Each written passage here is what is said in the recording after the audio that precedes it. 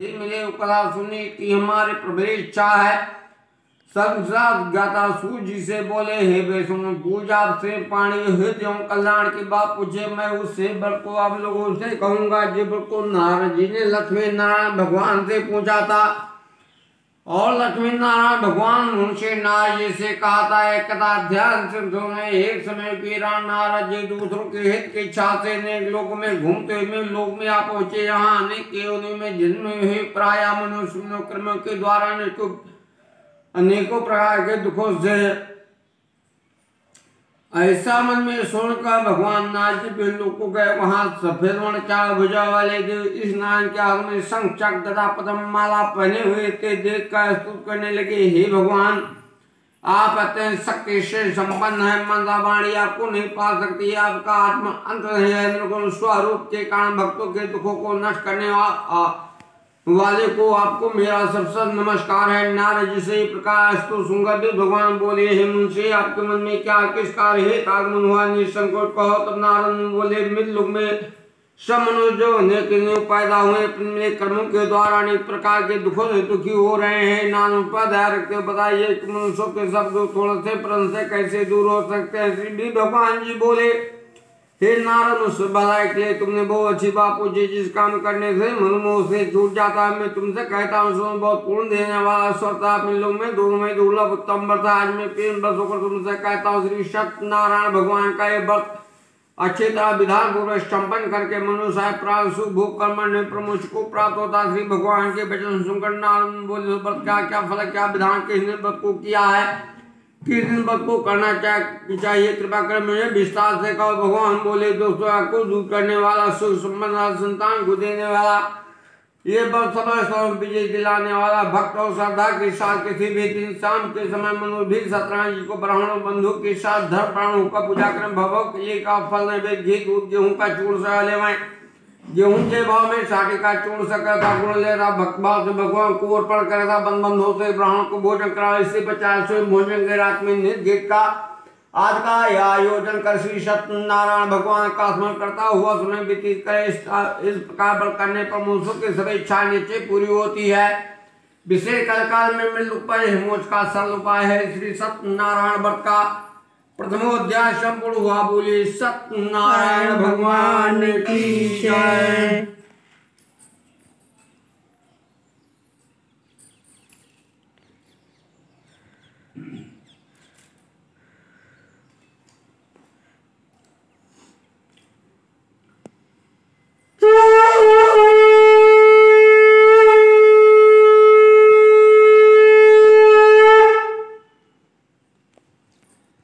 दूसरी अध्याय से सूर्य जी बोले, हे ऋषि जिसने पहले समय व्रत को किया उनका वर्णन कहता हूँ। ध्यान से सो। सुंदर का श्रीपुरी नगरी में अत्यंत निर्धन ब्राह्मण रहता था। भूख और प्यास से बेचैन हुआ पृथ्वी पर घूमता था। ब्राह्मणों से प्रेम करने वाले श्री भगवान ने ब्राह्मण को दुखी देख कर बूढ़े ब्राह्मण का रूप धारण कर उसके बाद जाकर आदर से पूछा, हे विपनी दुखी होकर पृथ्वी पर क्यों घूमते? उससे ब्राह्मण से ये समस्या का मैं सुनना चाहता हूँ। ब्राह्मण बोला, मैं निर्धन ब्राह्मणों बिच्चा के लिए पृथ्वी पर मार मार फिरता हूँ। हे भगवान का उपाय जान तो कृपा कर का। ब्राह्मण बोला कि श्री सत्यनारायण भगवान में मानसिक बल देने वाले हैं, इसलिए हे ब्राह्मण तू उनका पूजन कर जिसके करने से मनुष्य सब दुखों से मुक्त होता है। ब्राह्मण को व्रत का सारा विधान बदलाकर बूढ़े ब्राह्मण रूप धारण करने वाले श्री सत्यनारायण भगवान तक ध्यान होकर जिस व्रत को ब्राह्मण ने बदलाया मैं उसको करूंगा ये निश्चय करने पर उस ब्राह्मण को रात में नींद आई। वो सुबह उठकर श्री सत्यनारायण भगवान का व्रत करने का निश्चय भिक्षा के लिए चल दिया। उस दिन भिक्षा में बहुत सा धन मिला जिसने पर बंधुओं के साथ ने सत्यनारायण भगवान का व्रत किया।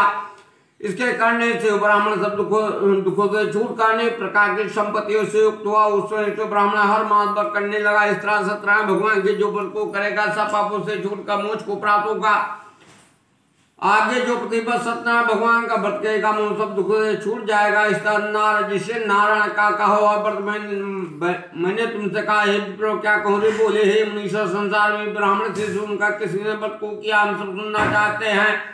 इसके लिए हमारे मन में श्रद्धा। सूर्य जी बोले, हे मुनि जिसने व्रत को किया वो सब सुनो। एक समय वो ब्राह्मण धन अनुसार बंधु के साथ व्रत करने को तैयार हुआ। उसी से एक लकड़ी बेचने वाला बूढ़ा बाहर लकड़ी को रखकर उसके मकान में गया। प्यास से दुखी लकड़हारा उनको व्रत करते हुए देखकर नमस्कार कर कहने लगा कि आप किसका पुण्य कर रहे हैं और इस व्रत करने से क्या फल मिलता है, कृपा कर मुझसे कहा। ब्राह्मण ने कहा, सब मनोकामनाओं को पूर्ण करने वाला श्री सत्यनारायण भगवान का व्रत है। इनकी कृपा से मेरे यहाँ धंधा की वृद्धि हुई। बारे में जानकर लकड़हारा बहुत प्रसन्न हुआ। भगवान का चाड़ा मिलो भजन करने के बाद अपने घर को गया। लकड़हारे ने अपने मन में संकल्प किया, ग्राम में लकड़ी बेचने से जो धन मिलेगा उसी श्री सत्यनारायण का उत्तम व्रत करूंगा। मन में विचार कर बूढ़ा आदमी लकड़ियां अपने सिर पर रखकर जिस नगर में धनवान लोग रहते थे वो ऐसे सुंदर नगर में गया। उस रोज उन लकड़ियों का दाम पहले दिनों से चौगुना मिला। तब बूढ़ा लकड़हारा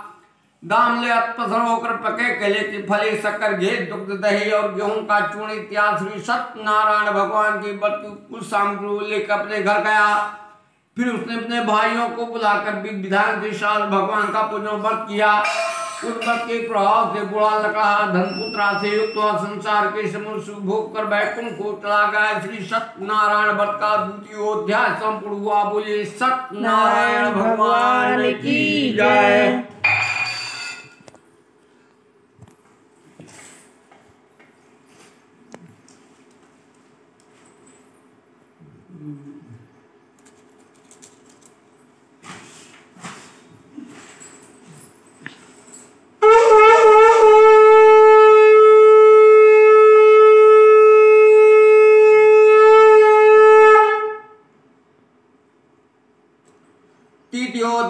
सूर्य जी बोले, हे मुनियों, बाकी की कथा कहता हूँ सुनो। पहले समय उनका मुंह नाम का विद्यमान राजा था। सख्त होता, जितेंद्र था, प्रतिदिन देवस्थानों पर जाता था तथा गरीब को धन देकर उनके कष्ट को दूर करता था। उनकी पत्नी कमल के समान मुखाली और सती साध्वी थी। भद्रीला नदी के तट उन दोनों ने श्री सत्यनारायण भगवान का व्रत किया। उसमें वहां एक साल बैस आया। उसके पास व्यापार करने के लिए बहुत साधन था। वो नाव को किनारे ठहरा कर राजा के पास आया। राजा को व्रत करते हुए देखकर विनय के साथ पूछने लगा, हे राजन, भक्त युद्ध से क्या करें, मेरी सुनने की इच्छा तो मुझे बताइए। राजा बोला, हे साथ अपने बंधुओं के साथ पुत्रार्थ की प्राप्ति के लिए एक महाशक्तिमान सत्यनारायण भगवान का बटुआ पूजन किया जा रहा है। राजा के वचन सुनकर शाह आदर से बोला, हे राजा, मुझसे संविधान कहो, मैं भी आपके करना अनुसार व्रत को करूंगा। मेरी भी कोई संतान नहीं है और इसे नीचे होगी। राजा से संविधान सुनकर व्यापार से निवृत्त होकर आनंद के साथ घर गया।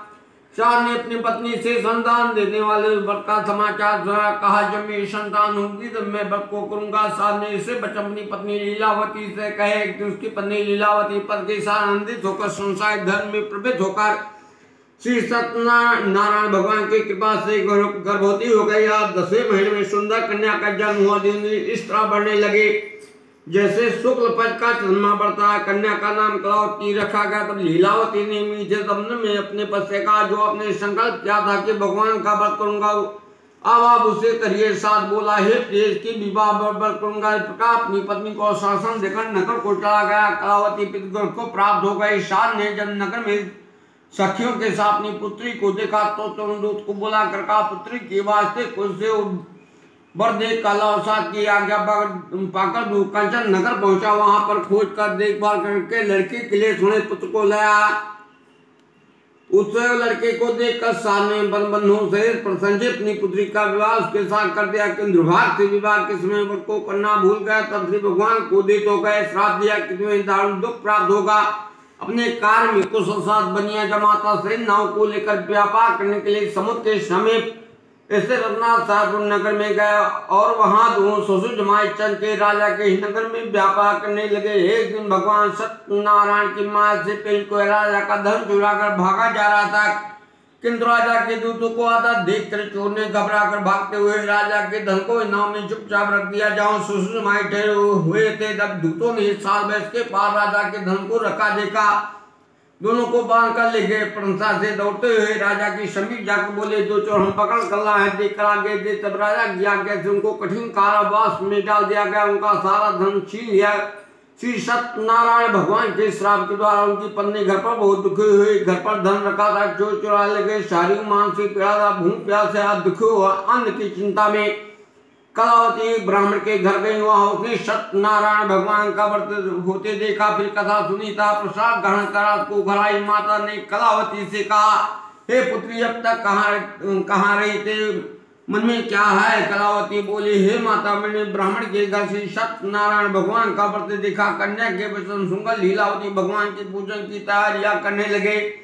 लीलावती ने परिवार बंधुओं से श्री सत्यनारायण भगवान का पूजन किया। वर मांगा कि मेरे पद्मा सीखा जाओ। साथ ही प्रार्थना कि हम तक अपराध क्षमा करो। श्री सत्यनारायण भगवान संतुष्ट हो गए। राजा चंके को स्वप्न में दर्शन देकर कहा, हे राजन, दोनों भैंसों को पराता छोड़ दो, उनका सब धन तुमने ग्रहण किया दे दो, अन्यथा मैं तुम्हारा राजकुल नष्ट कर दूंगा। राजा से इसे वचन कहकर भगवान तक ध्यान हो गए।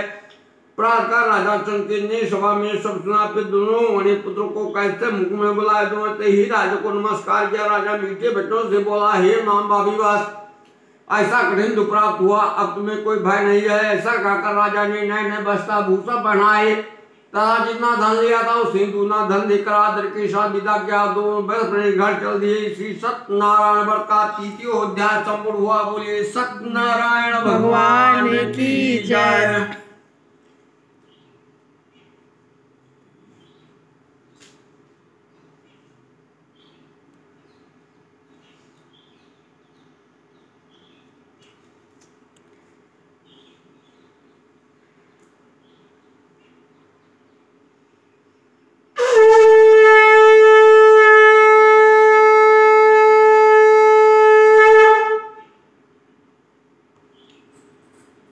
चतुर्थोध्याय श्री सूत जी बोले, वैश्य में मंगलाचार करके यात्रारंभ की और अपने नगर को चला। उनके थोड़ी दूर निकलने पर डंडे भेधारी श्री सत्यनारायण भगवान ने उससे पूछा, हे शास्त्री, नाव में क्या है?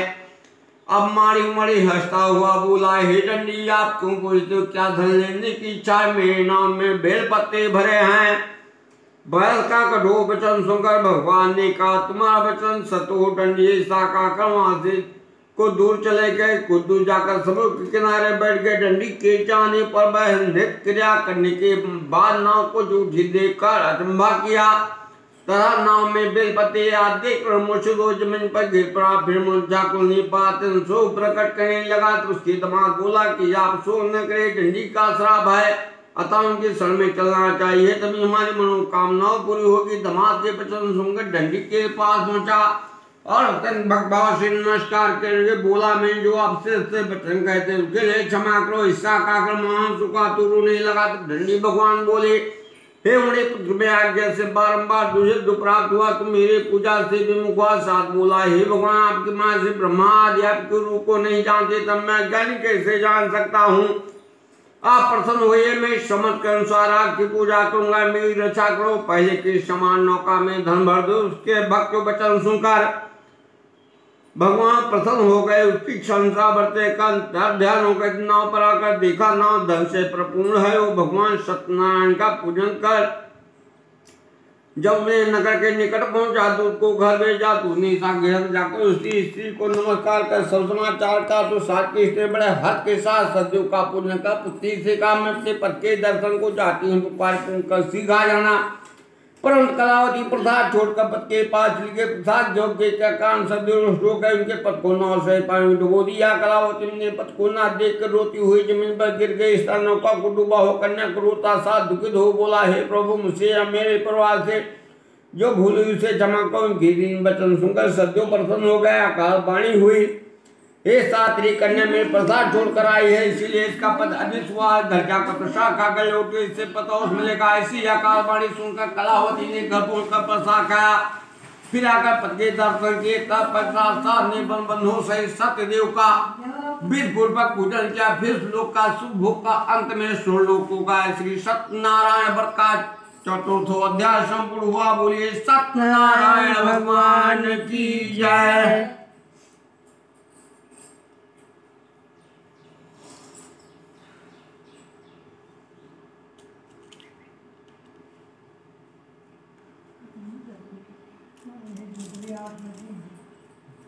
पता नहीं पंचमोध्याय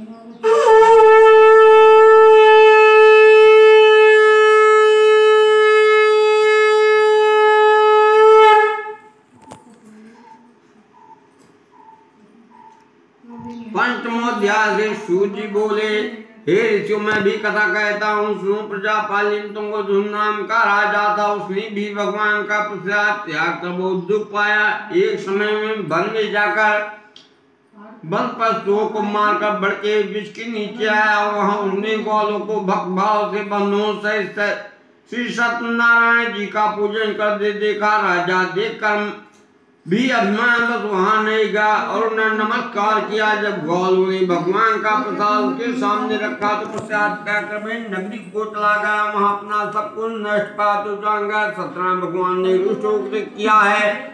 तब वो विश्वास कर ग्वालों के समीप गया, भी पूर्वक पूजन का प्रसाद का तो सत्यनारायण देव की कृपा से पहले जैसा था वैसा होगा। फिर दीर्घ काल तक शुभ होकर मरने पर जो लोगों का जो मनुष्य परम दुर्लभ व्रत को करेगा भगवान की कृपा से उसे धन धान की प्राप्त होगी। निर्धन धन और बंदी बंधनों से मुक्त होकर निर्भय हो जाता है। संतानहीनों को संतान प्राप्त होती है तथा सब मनोपूर्ण होकर अंत में वह कुंड धाम को जाता है। जिन्होंने पहले व्रत को किया उनके दूसरी जन्म की कथा कहता हूँ। विश्वानंद नाम ब्राह्मण ने सुदामा का जन्म लेकर मोक्ष को पाया। उसका मुंह नाम का राजा दशरथ होकर वैकुंठ को प्राप्त हुआ। शाद नाम के बहन ने मोर अपने पुत्र को हरि से चीर कर मोक्ष को प्राप्त किया। महाराज तुंगध्वनि समुमन होकर भगवान में भक्त युक्त कर्म कर मोक्ष को प्राप्त किया। श्री सत्यनारायण व्रत का पंचमोध्याय संपूर्ण हुआ। बोलिए सत्यनारायण भगवान की जय।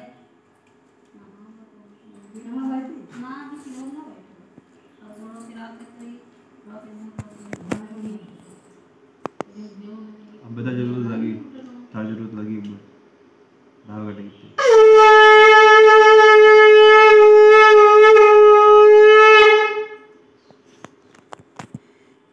लाना चीनी दुकान या इधर आओ, इधर से बैठा करो। पकड़ लीजिए से तो छूट जाती है।